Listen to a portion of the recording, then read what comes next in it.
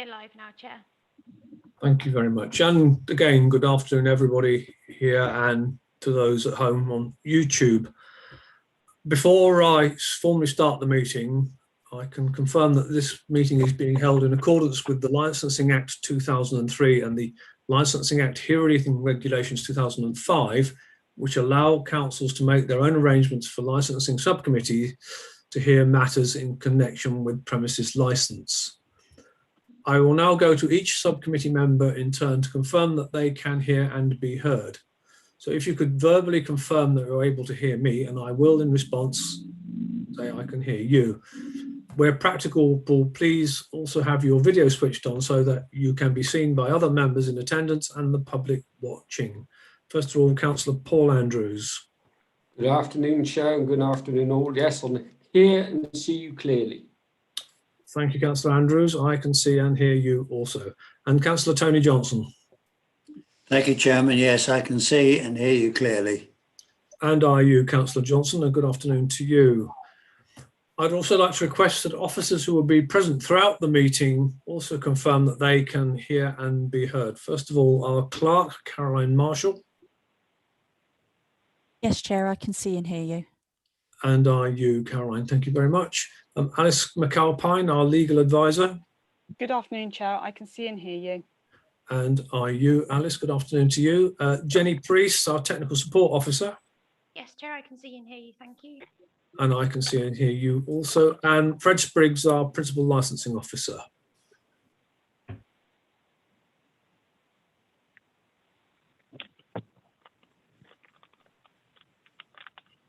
I can't hear you, Fred.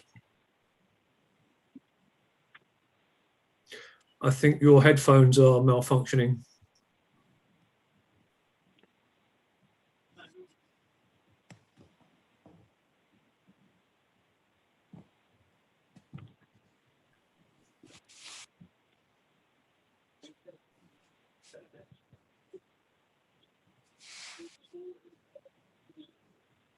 Pull the plug out, Fred.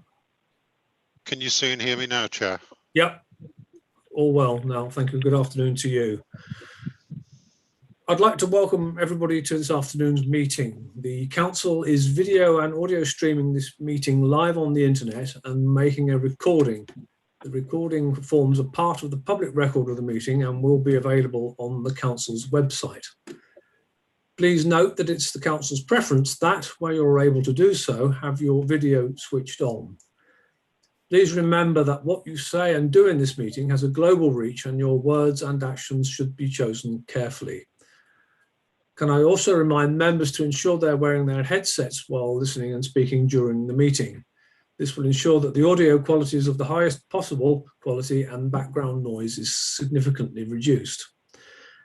And there are a number of additional points of which members and officers should be aware. As part of our meeting etiquette, all microphones, apart from mine, will be placed on mute at the start and during the meeting. I will run through the agenda in the customary way. When you wish to speak, please use the virtual hand, which is located on the participants list in your menu bar at the bottom. And please then unmute mute yourself again when you've finished.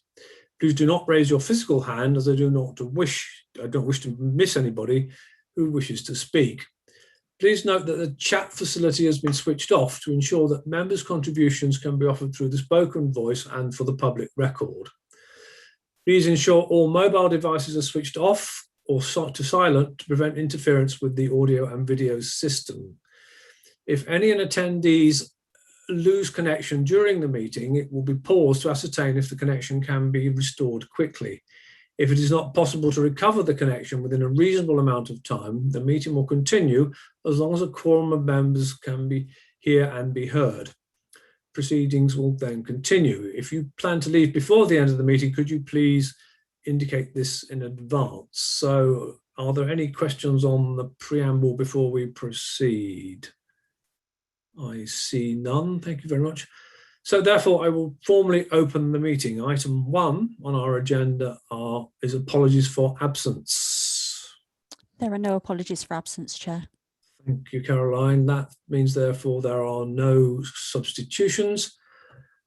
Are there any Schedule 1, Schedule 2 or other interests to be declared on items of the agenda today? Please could you do this by raising your virtual hand? I will then ask you to speak to notify the meeting in which items you have an interest and the nature of that interest. Are there any items from Councillor Andrews or Councillor Johnson?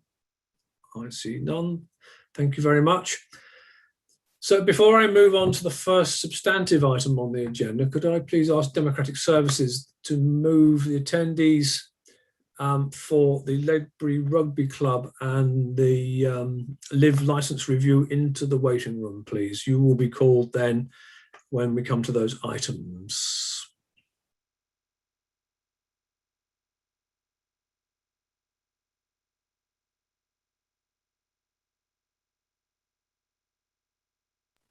Okay, Chair, I think that's everybody.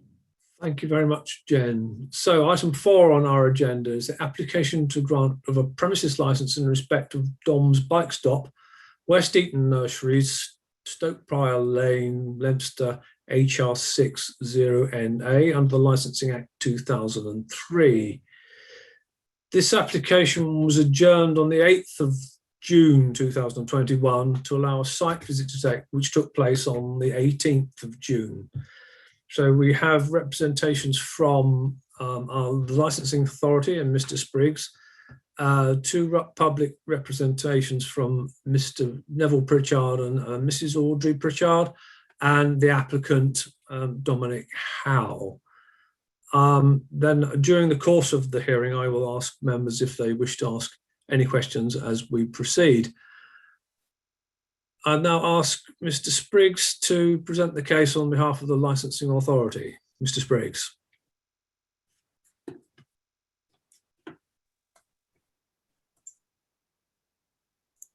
You're muted, Fred.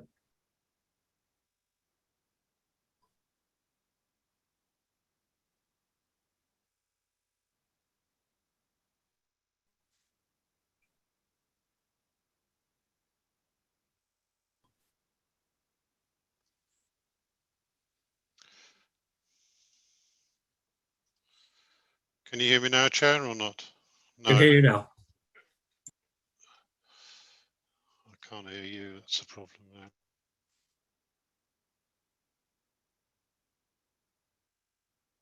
We can hear you loud and clear now. No, can't hear you.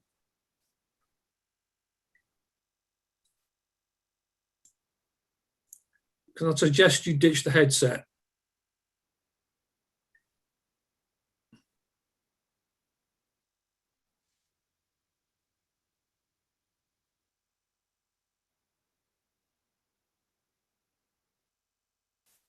Can you hear us now, Mr. Spriggs? Okay. If you can't hear us, the problem is we're not hearing you at the moment. Now you've taken your headset out. Could you go to the mute button in the bottom left-hand corner of your screen? There's a little arrow up, and you will be able to select your audio settings. We can't hear you. You can hear us, so you'll need to select the microphone.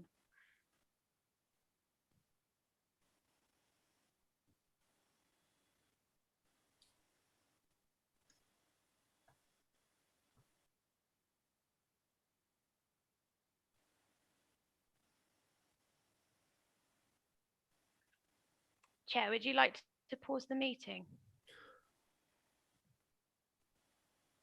Yes, please, Jen. Just pause while Mr. Spriggs. Okay, Chair. Apologies to everybody for a slight technical issue there with Mr. Spriggs's audio. We're coming as item 4 on our agenda, and we got as far as representation from our principal licensing officer. So, Mr. Spriggs, please. Right, thank you, Chair. This is an application for a premises licence in respect of West Eaton Nurseries at Leominster. There has been application received on the 31st of March, 28-day consultation period finished on the 28th of April. There are a number of licensable activities shown which I'll deal with in a minute. There are a number of representations. One representation from Environmental Health as responsible authority, which has been agreed, and that's shown as Appendix 3. There are 3 relevant representations from members of the public at Appendix 4, and 5 letters of support which were received after the consultation.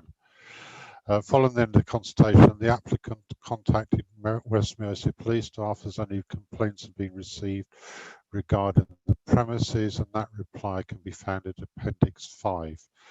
I should point out, under the Live Music Act 2012 as amended, an alcohol licensed premises can have live and recorded music from 8 o'clock in the morning till 11 o'clock at night for up to 500 people, without the need for these activities to be shown on the premises license.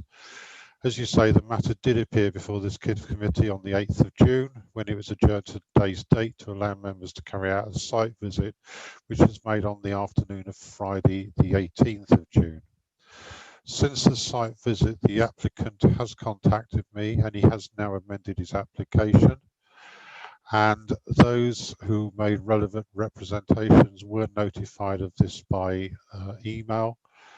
At the time of writing, Appendix 4 within pages 6 and 7 of your background papers has now been withdrawn, that representation, and I didn't have any response from the other 2 applicants at the time of writing the report.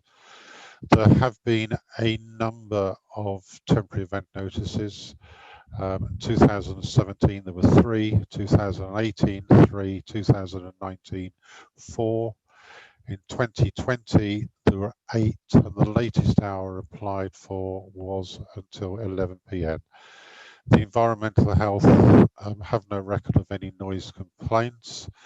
I should advise you now that the applicant has decided to remove the regulated entertainment, that is the live and recorded music, from the application.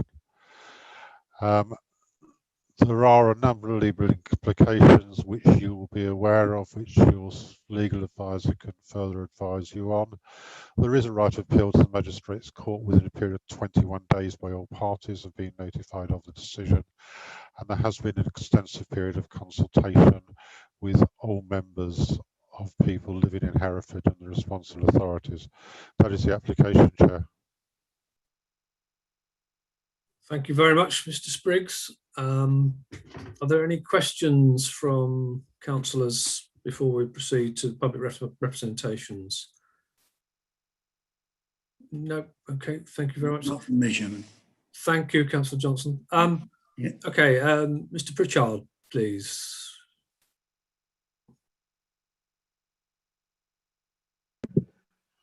Good afternoon. I'm slightly confused by saying that the application has changed, because I've not seen any changes to that. But I will, make my representations, and you can interpret in light of the changes which have been put forward. But in essence, my name is Neville Pritchard. I'm son of Mrs. Audrey Pritchard, who will speak very shortly.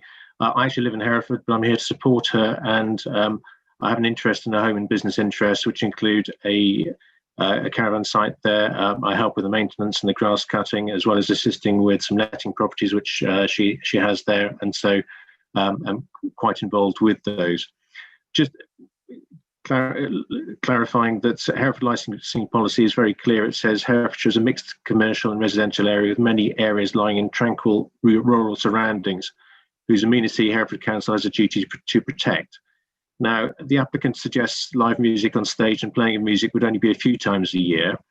However, the application, as originally drafted, certainly is not for limited occasions, but serving alcohol and loud music for up to 500 people, 365 days a year, 8 a.m. to 11 p.m.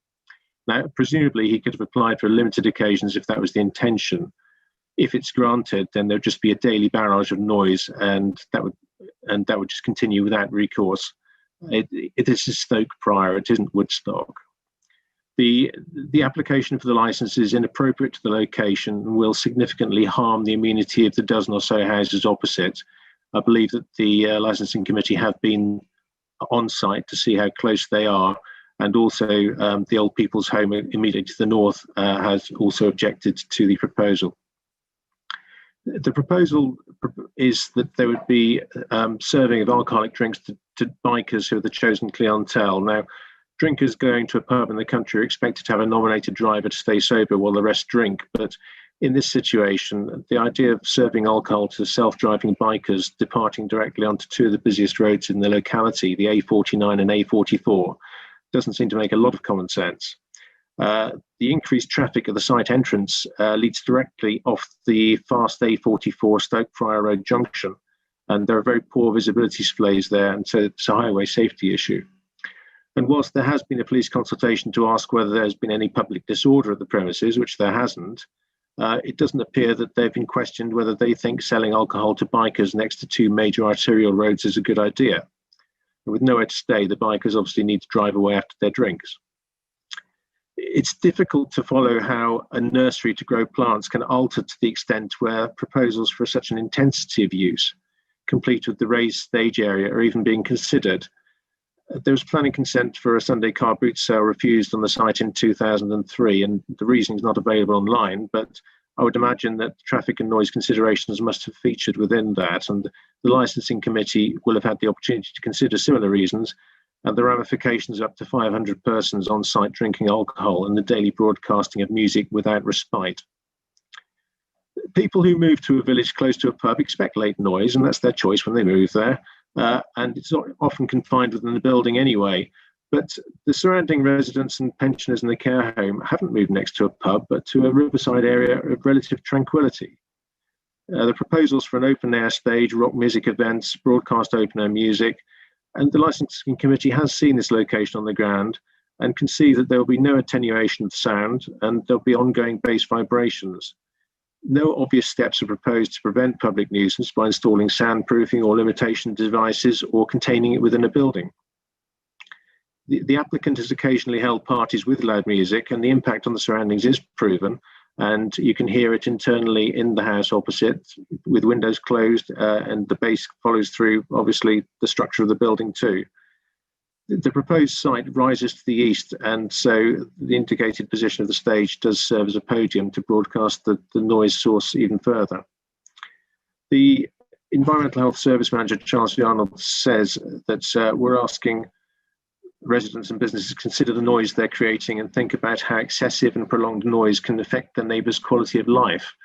It says noise can be a real problem if someone is kept awake at night when they have to work the next day, or if it stops them enjoying life at home during the day. To conclude, the licensing committee must have regard to the local setting, the impact on local residents of unattenuated noise, road safety, and the intensity of a 365-day proposal on the immediate surroundings.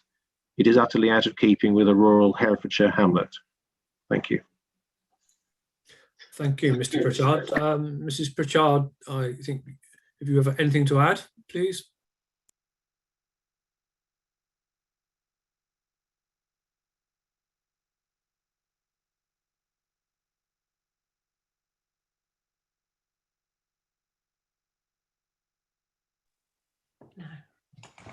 Hello, good afternoon. I think my son have covered nearly most things that I've been thinking about. I've said at the last meeting nearly all the things that I was concerned about. I can only sort of say that all still stands as far as I'm concerned. And I just hope that people who, will really think about how the quiet of the countryside will or could be, spoilt as far as myself is concerned, and probably my small campsite and my tenants. So, I mean, and obviously to me, 500 people, and it's quite a large number. And also, I know when I've had music coming from that area years before the COVID, when Dominic was doing it then, I mean, we could certainly hear it, and you didn't have to sort of hardly go outside to know it was all happening. You know, so I just think, you know, we are a really lovely, quiet area at the moment. And I wouldn't like that to be sort of spoilt. I don't think I'm being totally selfish in that, because it's not just for myself, it's for other people around there. And I am concerned a little bit too about the road safety, because it is extremely busy on the A44. And I know people from down the Stokeborough village have said to me how concerned they are very often when they're trying to get out, you know, onto the A44. They've got to wait quite a long time sometimes, and so it's obviously going to be worse if this happens. I just don't know what we can do to sort of cover that point with the road safety. I mean, and as I said, I'm very concerned about the quiet, because it is a lovely, peaceful area at present. Thank you. Thank you very much, Mrs. Pritchard. I will cover issues concerning the road safety aspects, if I may. Unfortunately, and this is a bone of contention to me personally and to many other licensing authorities around the country, that road safety issues are covered by different legislation from the licensing legislation, and the 2003 Act, under which we make decisions, makes no provision whatsoever for the consideration of road safety issues, which I know, and I would, if you said to me that this is totally stupid, I would agree with you. We will have an application later where the planning issues around an application will also be explored, and again, the 2003 Act makes no provision for us to take planning considerations into consideration when reaching decisions on granting alcohol licenses. Crazy? Yes, I would agree, it is. And I have yet to find a legal representation that tells me which set of legislation is paramount. So unfortunately, we are in a situation where we can take what the 2003 Act says in isolation from everything else. So I'm now come to Mr. Oh, unless there are any questions, Councillor Johnson, Councillor Andrews. And Chair.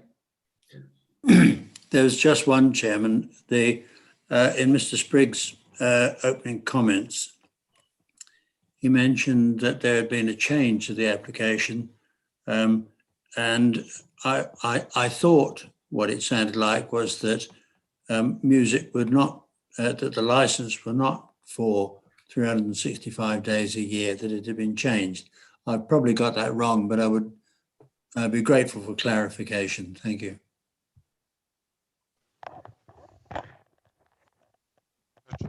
Yeah, I can confirm that the regulated entertainment, that is a live and recorded music, has been removed from the application. So it is only the sale of alcohol which you're dealing with.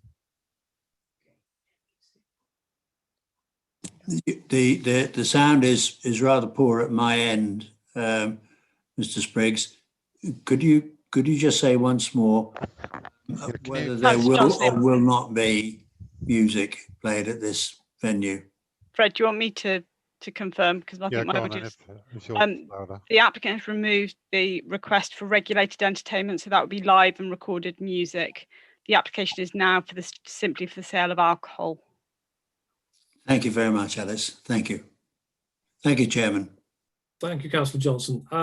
Okay, Mr. Howe, please, as the applicant.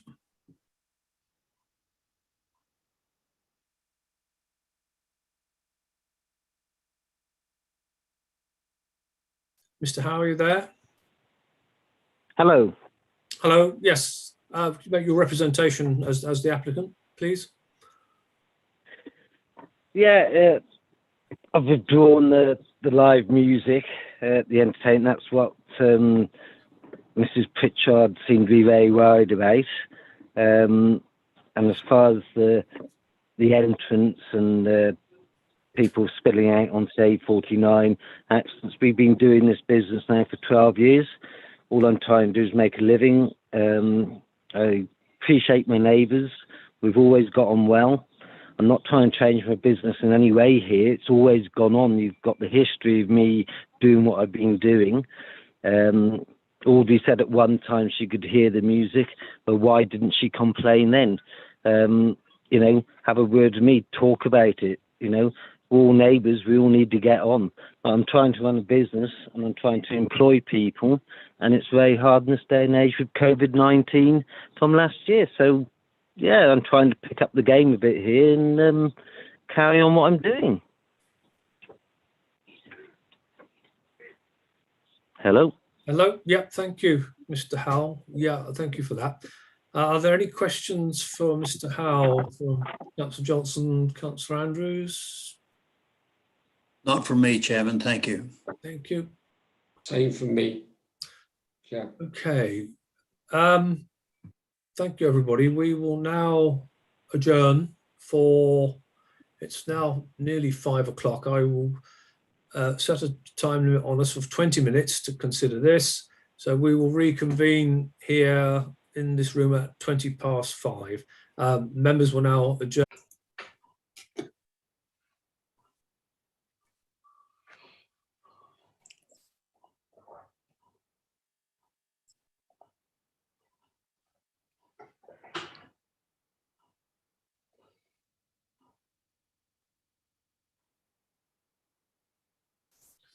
Welcome back, everybody. Can I just go to members of the committee to check that they can hear and be heard? First of all, Councillor Paul Andrews. Hello, Chair. Yes, I can hear and see you clearly. And you, Councillor Andrews, and Councillor Tony Johnson. Yes, thank you, Chairman. I can see and hear you clearly. Thank you very much. I can see and hear you too. We never get the easy ones. The committee has heard from the licensing authority, public representations from Mr. and Mrs. Pritchard and the applicant. I would stress again that the traffic issue is not a consideration that this committee can take into account, as it is not covered by the 2003 Licensing Act, which we operate under. And I'll also say that any decision this committee makes has to be evidence-based. The committee visited the site on the 18th of June, and we noted the presence of an earth bund between the site in question for the licensable activity and the residential properties. As the applicant has now withdrawn his application for live and recorded music, the committee has decided to grant the license as requested. That is the decision of the committee this afternoon. Thank you very much, everybody. If you could now admit people for item number 5, please.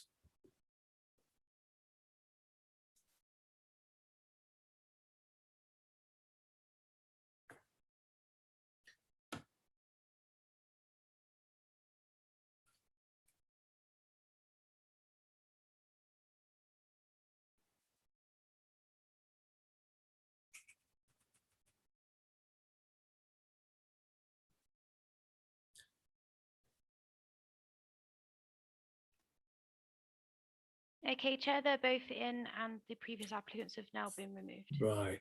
Thank you very much, Jen, and welcome. Can I just check that, Mr. Hall, are you able to hear and see us? Chair, I'm able to hear and see you. Thank you very much, Mr. Hall. And Mr. Boyle for Ledbury Town Football Club. Yeah, I can see. Your audio is a little distorted, Mr. Boyle.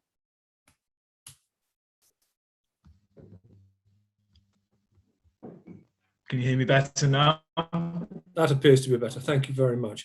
Okay, this is item 5 on our agenda this afternoon. It's an application for the granting of a premises license in respect of Ledbury Town Football Club, New Street, Ledbury, HR82EL under the Licensing Act 2003.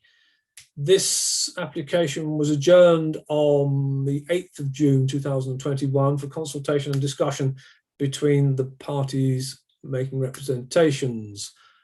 So first of all, Mr. Spriggs, if you could outline the application for us, please. Mr. Spriggs. Thank you, Chair. Could you put your mic a bit closer? We have trouble hearing you. Okay, is that better? Much better, thank you. Thank you. As you say, this is an application for a premises licence in respect to Ledbury Town Football Club, New Street, Ledbury. The application was made on the 7th of April. There was a 28-day consultation period concluding on the 5th of May. The application requests live music indoors and out, recorded music indoors and out, performance of dance indoors and out, and anything of a similar nature indoors and out, sale and supply of alcohol for consumption on and off the premises. And that was Monday to Sunday, 11 o'clock at night, 11 o'clock in the morning to 1 o'clock the following morning, and late night refreshment from 11 o'clock at night to 1 o'clock in the morning. And non-standard time for New Year's Eve, 11 o'clock until 3 o'clock the following morning.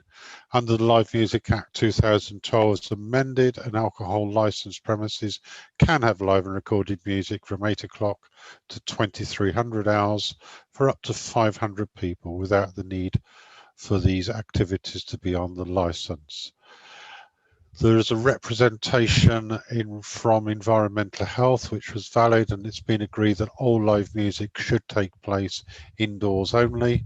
There were 4 relevant representations received from members of the public.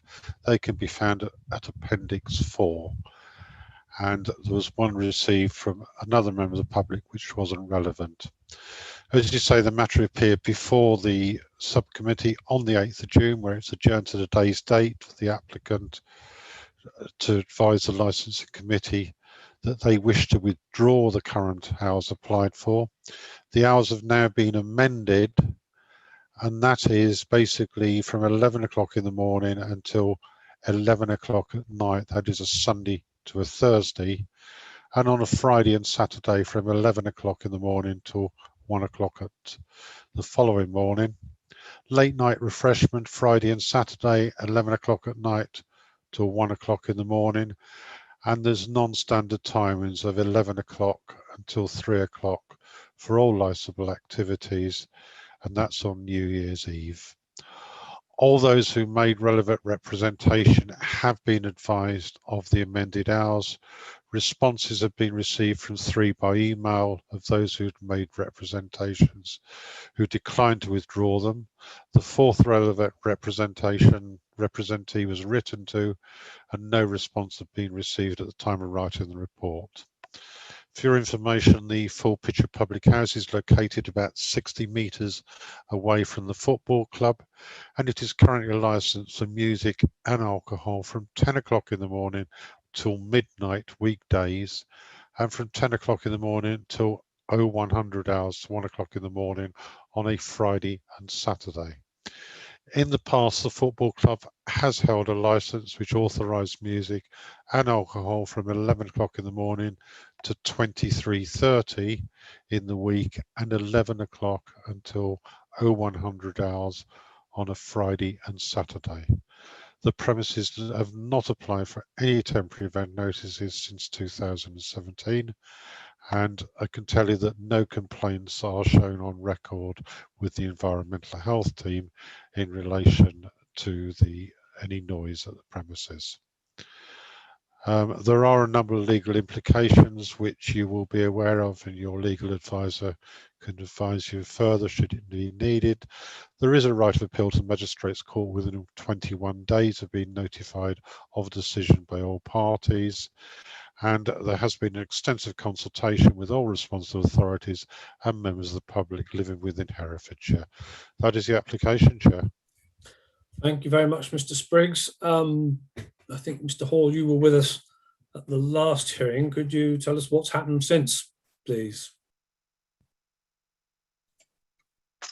So, Chair, unfortunately, I wasn't at the last meeting. A fellow neighbour was attending who asked me to attend this meeting. A number of neighbours had made reservations based on 3 principles, which had been around the impact on local parking, the noise created by the live music, and also in terms of the potential antisocial behaviour created by these hours. Following the last meeting, though, we have had the opportunity to speak to Mr. Boyle, who, as part of the second hours or the revised hours, our contact details have been shared by Mr. Spriggs. We've had really good meetings, positive meetings with Mr. Boyle. And I think for myself, as I say, I can't necessarily speak more widely. What is clear is that the intentions of the football club, in terms of their opening, as with the full picture, look like they're going to wish to be open in reduced hours compared to the licence. The licence indeed just gives flexibility. What we have had is that Mr. Boyle has reached out and has provided some mitigations via email around support around parking, around the roles of stewards, and equally given us the actual opening hours of the football club, or the expected open hours club within the licence. We, or as I say, speaking to a number of neighbours, feel more comfortable with this position. Because as I say, I think the difficulty for us was ultimately the licence suggested quite a large remit.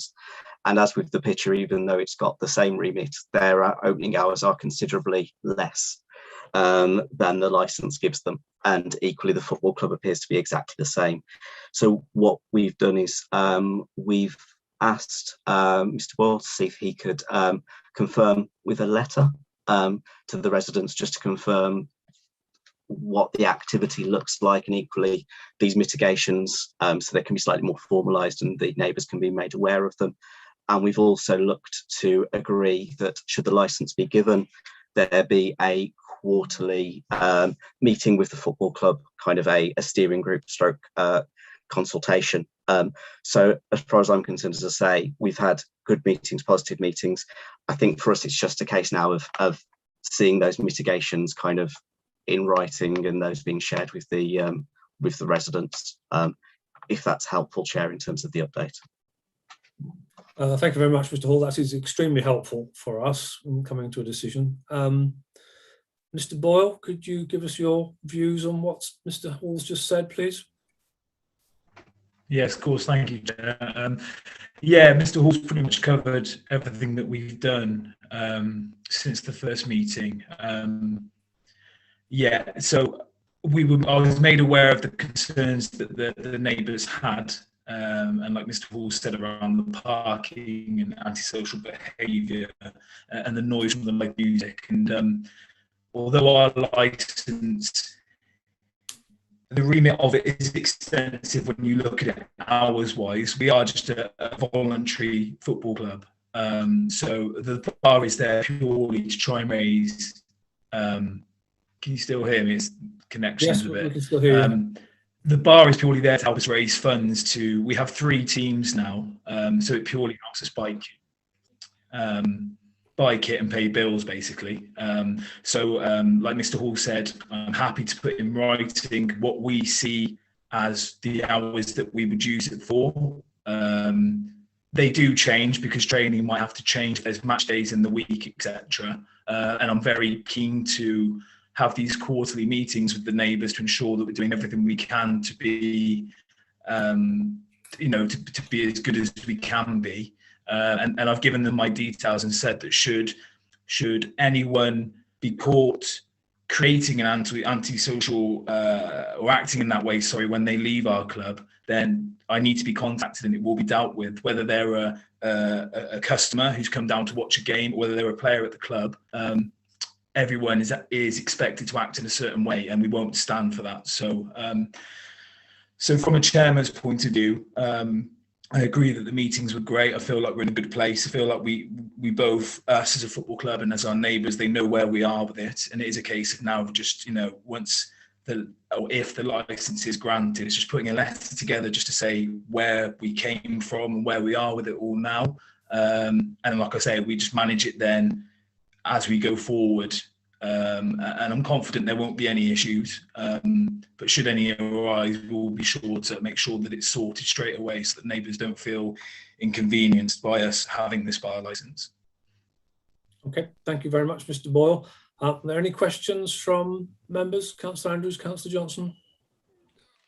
Sorry, yeah, this is good to hear. I hopefully we'll hear a bit more about this in future of other applications, about people reaching out, because it makes our job a lot easier as well.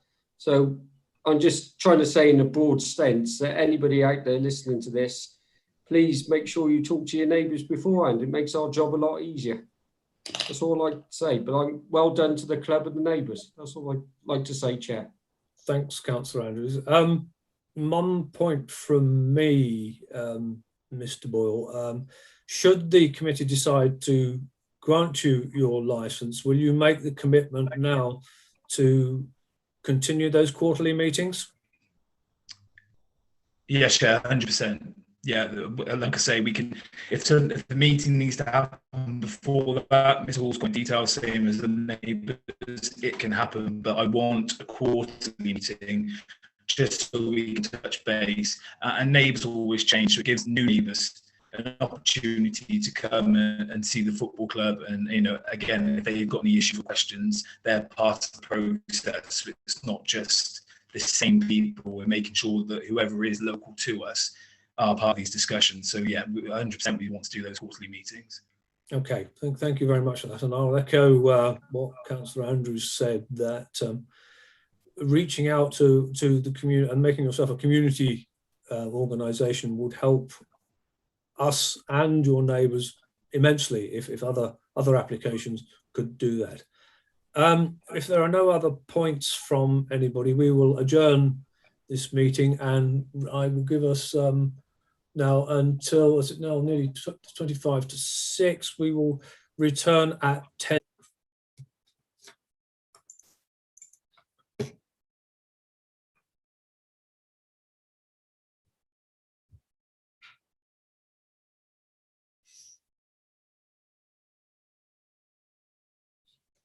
Welcome back, everybody. I will now go to each member of the committee in turn to check that they can hear and be heard. Councillor Paul Andrews. Hello again, Chair. Yes, I can hear and see you clearly. And I hear you too, Councillor Andrews, and Councillor Tony Johnson. It's loud and clear, thank you, Chairman. Thank you very much, Councillor Johnson. I can see and hear you also. First of all, can I just congratulate the club on the reach out. It is sometimes a disheartening job being in this committee, trying to referee conflict between parties. This is a time when we actually feel that by adjourning this from the original hearing, we've actually achieved something positive. The committee has heard from the licensing authority, the public representations and the applicant, and we note Mr. Hall's word that the neighbours are now much more comfortable with this application now that some concessions have been made.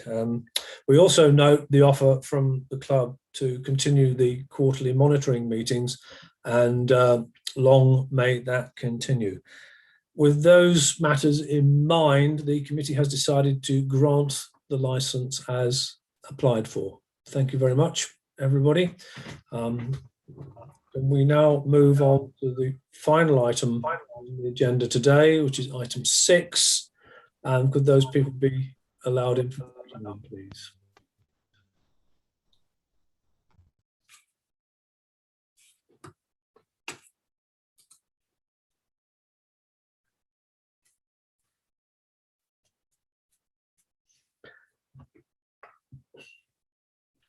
Okay, Chair, that should be everybody in from this item.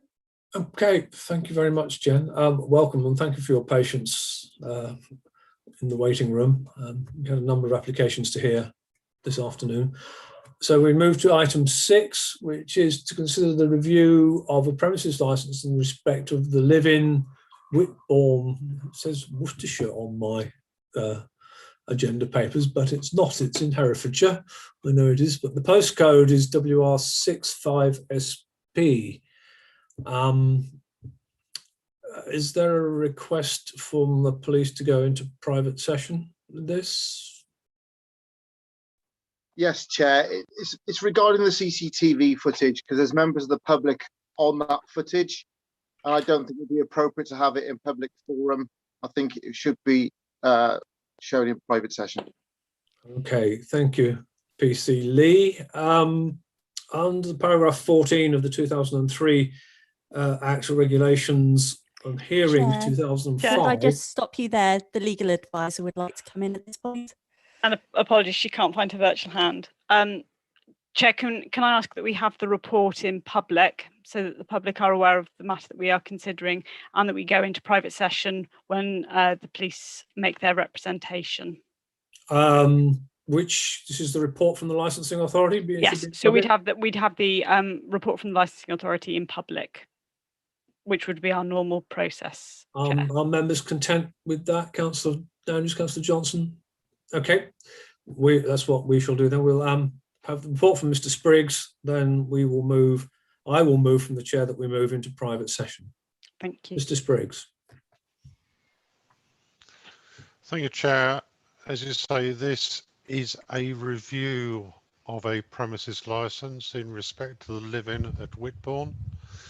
The applicant for the review is West Mercia Police as the responsible authority, and the review was received on the 1st of April 2021. Review of a premises licence in respect to the Live-In at Whitbourne.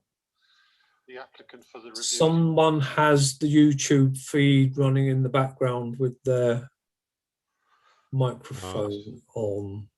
Could you either stop the YouTube feed or go to mute, please?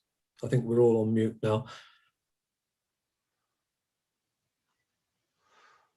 Okay, Chair, I'll continue, see if the situation is resolved. So the review was launched on the 1st of April. The 28-day consultation period finished on the 29th of April.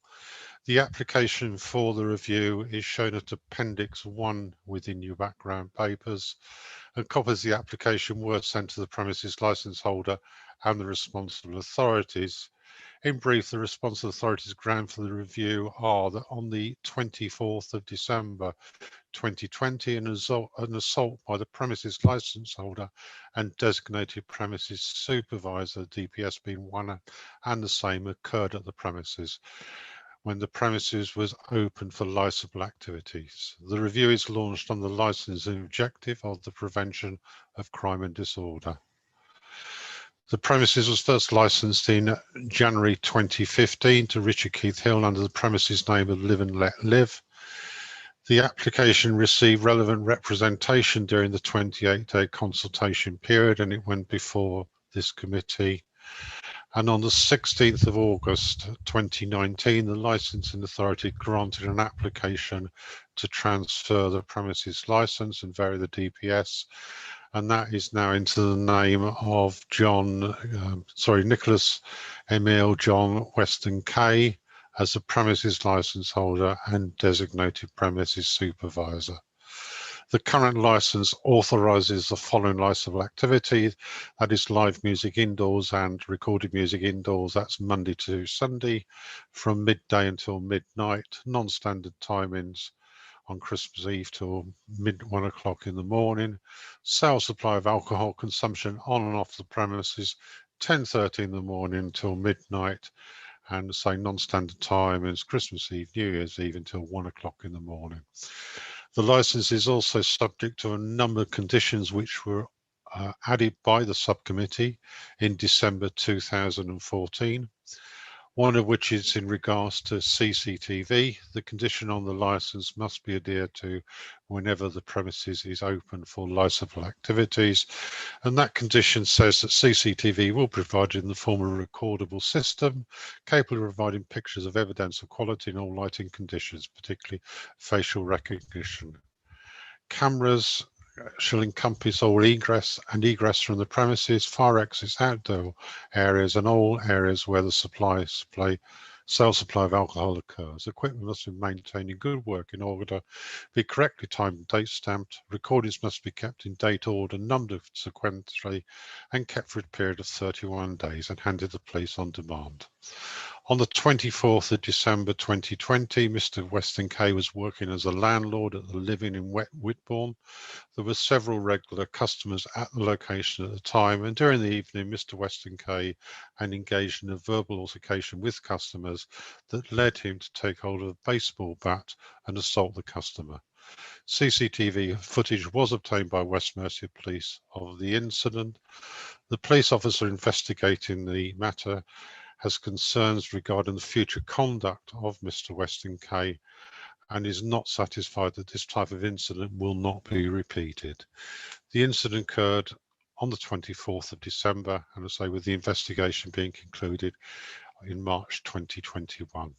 There are no representations from responsible authorities. The applicant produced a timeline of incidents which can be found at Appendix 4.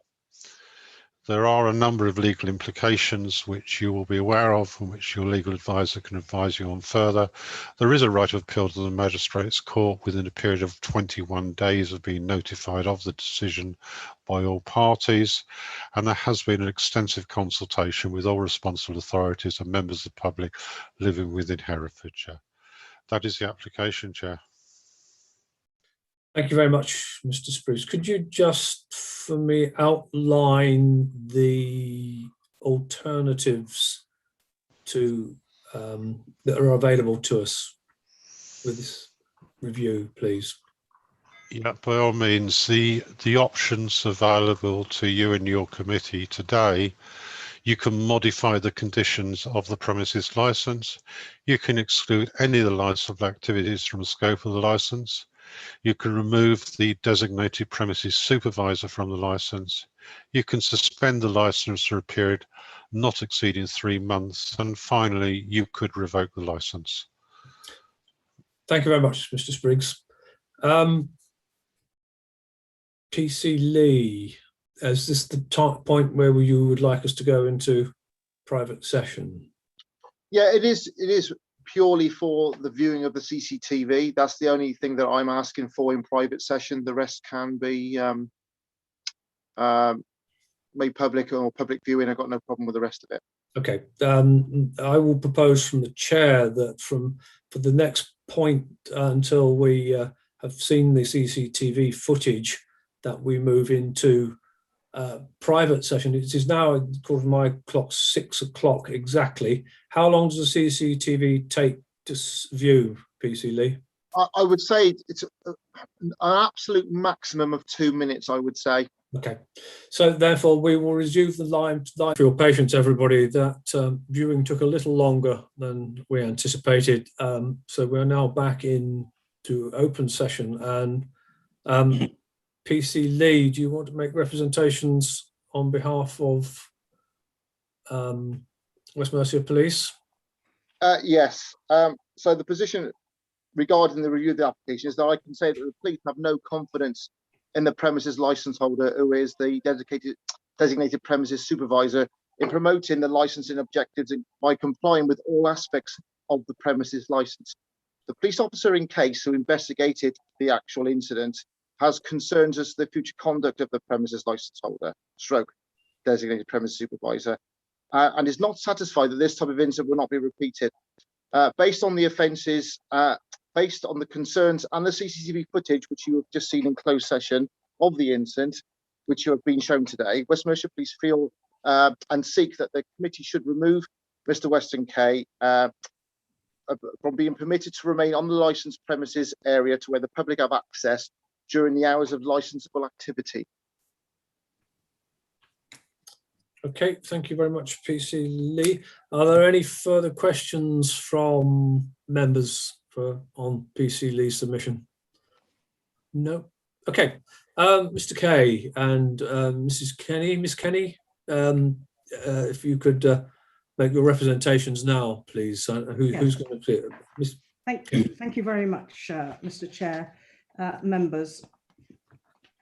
I've submitted a document which you will see at Appendix 4, page number 139, dated 28th April 2021. Do all the committee members have a copy of that with their paperwork? Thank you.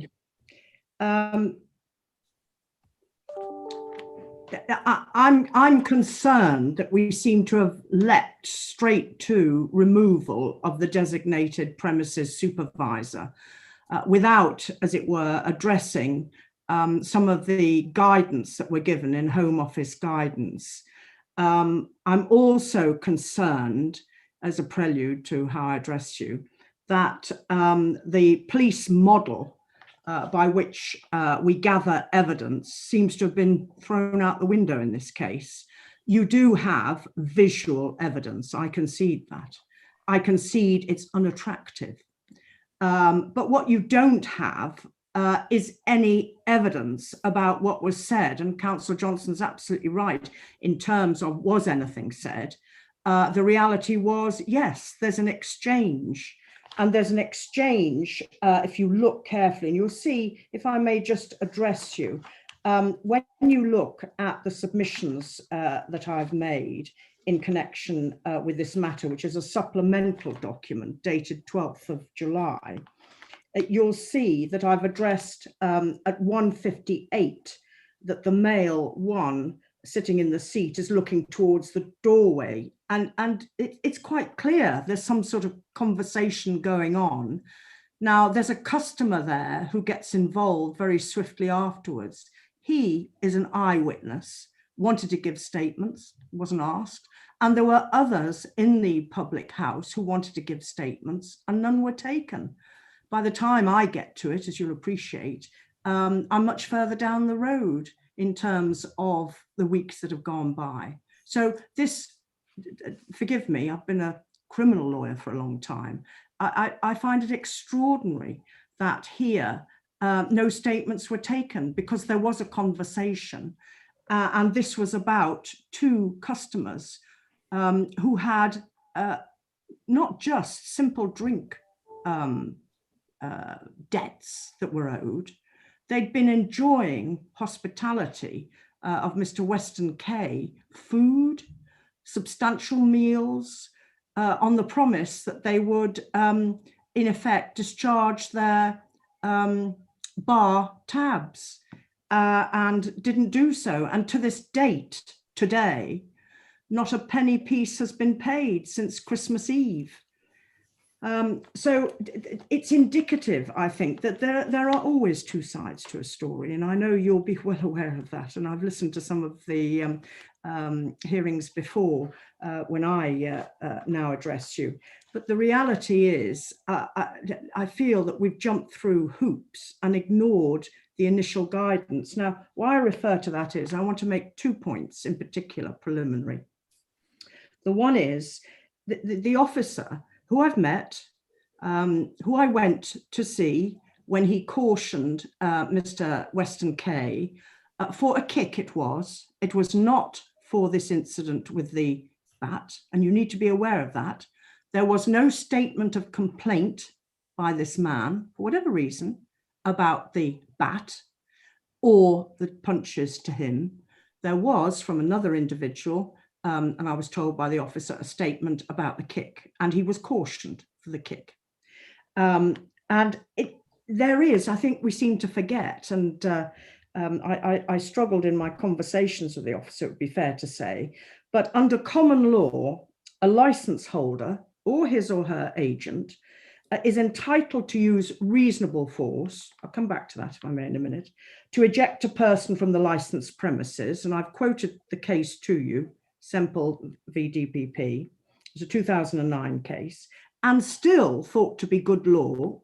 Whatever you think about it, this is what lawyers argue about in court day in, day out in other venues. The thought that in his particular role, and I'm not here to pass judgment in any way, and I'm sure you're not either, but you've got a difficult decision to make. In that case, a case of Seeley and Tandy was referred to and is still thought to be good law, can, in certain circumstances, use excessive force. So I pray and aid that, because in a different avenue, in a different venue, those matters can be argued. But I'm not here to detain you on the semantics of it. I just want to draw your attention to it. Now, the point that also is important here is the background to this. And Mr. Weston Kay, in his interview with the police, which I got Friday, is at pains to tell the officer how many incidents he's had in which he's asked for help from the police and hasn't received it. And included amongst this, you'll see at page 140 on my written submissions at numbers 9, 10, 11, and 12. These are these two customers that are in his establishment, and they are involved in those instances. And there's a discussion in the interview about, well, isn't this theft? And I'm not going to get into the semantics of it, but the reality is it's not investigated by the police. And the truth of the matter is, obviously, he's frustrated. And on Christmas Eve, these two walk in, and you have only got a section of the footage, which obviously Mr. Weston Kay, in accordance with his license, gave it up, as he should do, as you would expect. Enjoying the hospitality without paying for it. And when he challenges the first one that's sitting in the chair that you see him go over to with the bat and says, are you going to pay what you owe? And he says no. And he then says, well, you need to leave, you're barred. He takes a sip of his drink, if you look carefully. He takes a sip of his drink.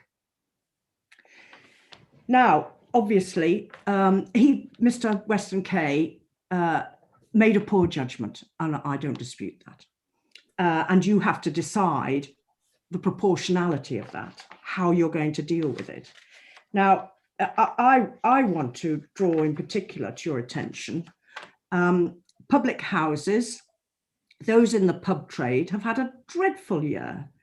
Anyone listening to this who's a publican or who is in hospitality, you will be well aware. We've all been made aware of the difficulty. Pubs were ordered to close. I've addressed that in paragraph C under coronavirus, and I've given you the dates, and they've not been open very long. And they've been restricted under 3 lockdowns and only just opened in time for outdoor service on the 12th of April and then indoor service in May. So they had this is a fledgling business that's had very little opportunity to get going. And against this background, Mr. Weston Kay has obviously for 6 months worried about the consequences of what might happen. And bear in mind, it's 6 months and there's no further allegation of anything. You've got nothing in front of you at all. You've got, as far as I can see, no letters making complaints about him from any members of the public, because it's a rural pub. And how many have we lost? We've lost lots. And what you're being asked to do today by the police is, in essence, in taking him away as designated premises supervisor. Make no bones about it, he'll have to shut the shop, because he's designated premises supervisor and he's the premises license holder. And you'll see at paragraph B on page, just bear with me,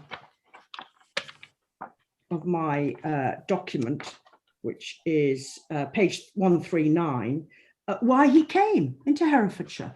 Beautiful countryside, wanted to have a change of direction, and I've addressed to you why. And a pub is the centre very much of village community life. And this is no exception. Now, I want to raise with you, if you look at paragraph 19, page 141, this matter's been referred immediately for review without any warning given informally or in writing by the licensing officer to him. And that seems to me to go completely at odds with the revised Home Office Guidance 2014, paragraph 1117 in relation to the Licensing Act 2003. And I'm going to read it to you into the record, forgive me, which states, the licensing authority may decide that the review does not require it to take any further steps appropriate to promote the licensing objectives. In addition, there is nothing to prevent a licensing authority issuing an informal warning to the license holder and or to recommend improvement within a particular period of time. It is expected that licensing authorities will regard such informal warnings as an important mechanism for ensuring that the licensing objectives are effectively promoted, and that warnings should be issued in writing to the license holder. Now, the other telling point in this, if I might say, is there's not been any further visits by anyone from the licensing department in terms since the incident. There was no reason not to. They could quite properly have gone and engaged as to what went wrong. And I'm surprised at that. I say this because I had a conversation with PC Brown. Remember how this started? This started because of bar tabs that were not paid. And the question is whether, in fact, that was a good practice to have bar tabs that were allowed to creep up. And I know the officer had views. It's not for me to express it. And I think we're in this position because of the lack of experience, possibly, of Mr. Weston Kay to address how to deal with that sort of thing and whether you should actually have them at all. So I make mention of that. So it's how to deal with this. There's no set formula as to how you decide these applications for review. I think it's a source of sadness to me that, and I pick up Councillor Andrews' comment because I think it's quite telling, communication. Communication is the key here between police and licensees. It's the fact that we should talk and we should talk together. And the more we do, the better the outcome for everyone. There's no mandatory requirements in the Home Office guidance document. It is guidance. It tells you that you must consider what is appropriate and proportionate in each and every case and treat each case individually. And why I draw your attention to proportionality is this. I remember before a resident judge retired who sat in Worcester, His Honour Judge Macreth, he reminded us in court that everyone was born with a good character, but at some stage in their lives, some would make mistakes, some will be more serious than others. But those that obviously, when you put into context, were entitled to bank a check of their good character. And I see this case as falling well within that. This is a mistake of moments.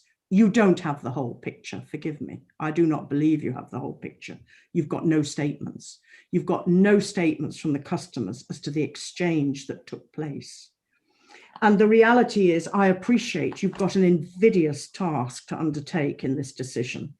It's very difficult because you really don't have all the evidence because it just wasn't gathered.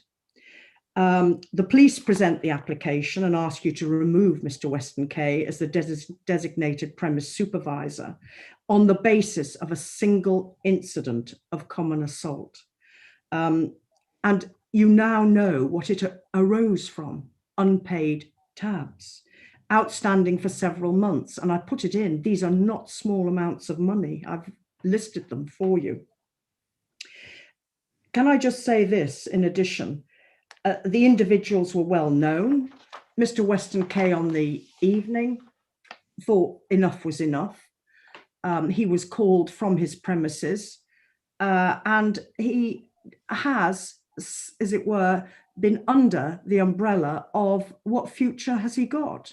Because you may make a decision, which I'm arguing is not proportionate, to remove him as designated premise supervisor.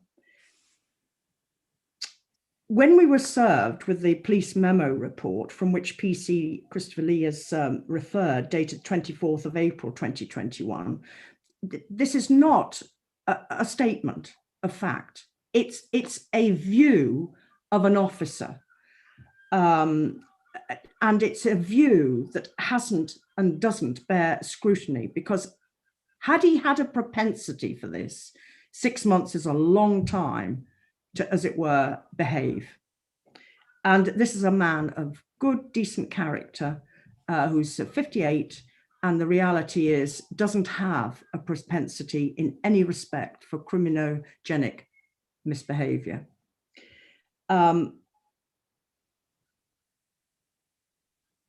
It would be, if I put it this way, it would be fair to say, moving forward, if it, forgive me if I make some suggestions and you find them disagreeable, but it would seem to me that you could address this in another way.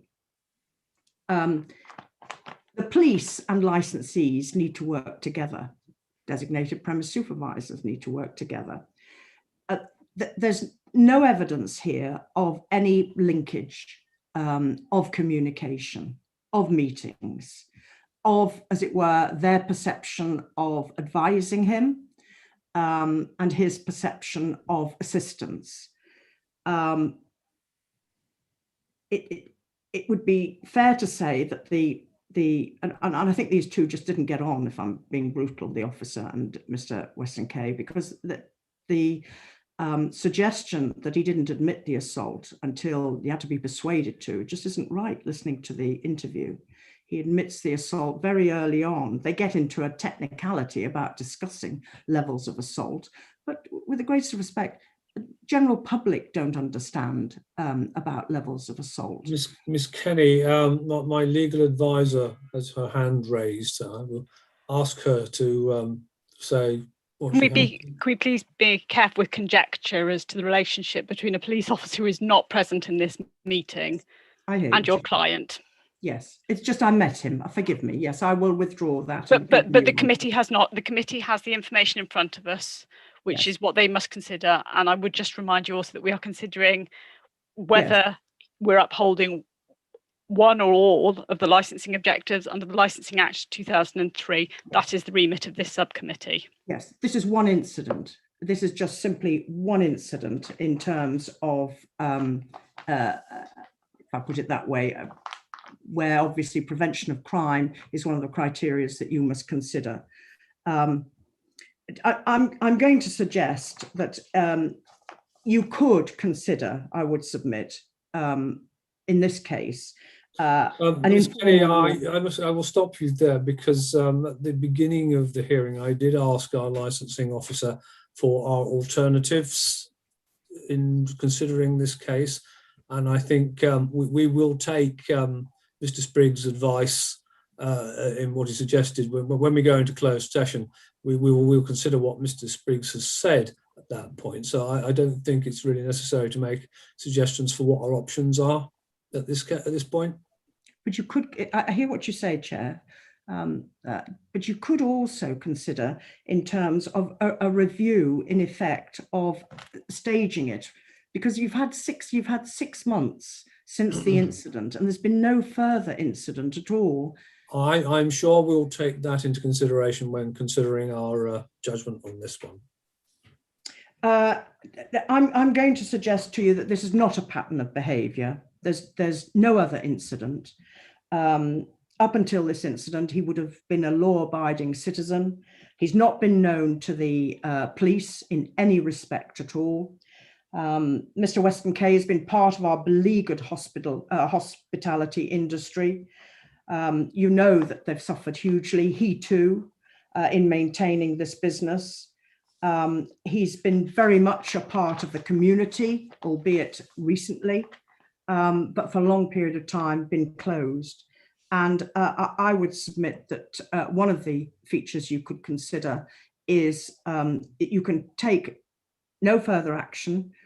You can deal with it in any way that you've been advised, obviously, but you could, moving forward, look at perhaps a closer liaison with the police, which just hitherto has not happened. And I think this is a case where he felt that the police didn't respond to his difficulties he was having with the pub and his calls. And the reality is, going forward, this might well clear the air. Doesn't appear to have been any further problem. And in which case there could then be a more positive future. But I would submit to say, on the basis of a 3-second incident, 2-minute incident, that is proportionate to take away his livelihood, I would venture to suggest that that would be seen to be harsh. And so I ask you not to do that. I ask you to find an alternative route that perhaps moving forward can maintain this business and also maintain the pub in the rural community as an ongoing business. Okay, thank you very much, Ms. Kenny. Mr. Kay, is there anything you'd like to add? No, not at this time. Okay, thank you very much. Questions, members? Any questions? Yes, Chairman. Councillor Johnson. Thank you, Chairman. Previous speaker made reference to Mr. Kay being relatively new to the industry, and perhaps not as experienced as one might have thought about dealing with people who are reluctant to pay for whatever they've had. I think they said that the bill's been going for, it sounded like 6 months, but it's some time. It's not a bill that's built up over the last week. It's some months. I'm interested to know what other steps the licensee has made to recover the money. I would have thought, for example, that if somebody hadn't paid, steps that could have been taken, one would have been to refuse to serve. I'm surprised the man was enjoying hospitality at Mr. Kay's expense with those outstanding bills. I'm surprised that he hadn't been instructed his staff not to serve this man or gone to the small claims court to get his money back. I wondered if he'd care to comment on that. May I answer that, Chair? Yes, please do, Ms. Kenny. Yes, Mr. Weston Kay had banned these individuals. They were barred from the public house. They both knew that. Secondly, he had instructed his bar staff not to serve them, but for some reason, I understand that night, they were served on the promise. The understanding was that they were going to pay the debt. So someone was taken in by that. So yes, that's the answer. And may I just say, it's not 6 months of debt. I mean, it's now 9 months of debt. But as at the time, these were September debts. I think I've mentioned them to you. The dates are in the paperwork. Indeed, they are. Yes. Councillor Andrews. I think really so. Councillor Johnson basically said what I was going to say, to be honest. So yeah, I was just wondering if there was a case there, but there you go. It's been answered. Okay. Yeah, thank you. There being no further questions, ladies and gentlemen, I will now adjourn this meeting until it's now 25 to 7. We will reconvene at 7 o'clock. I think it will take us a little while to consider this one. Back at 7 o'clock.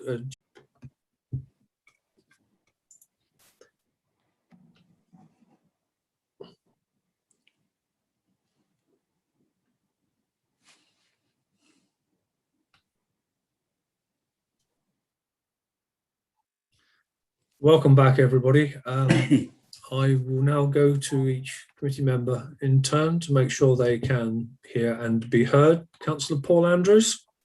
Hello again, Chair. Yes, I can hear and see you clearly. Thank you. And you, Councillor Andrews, thank you very much. And Councillor Tony Johnson. Yes, thank you, Chairman. I can see and hear you clearly.